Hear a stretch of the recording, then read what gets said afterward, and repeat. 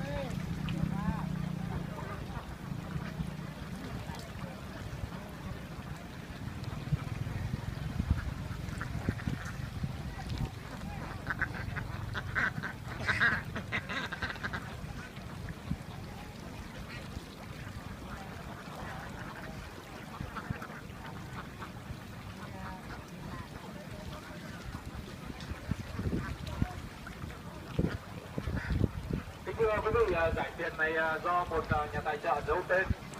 sẽ nhờ bên tổ chức chúng tôi cầm đầu và với cơ cấu giải như sau: giải nhất 600.000 đồng, giải nhì 400.000 đồng, giải ba 300.000 đồng và giải tư 200.000 đồng.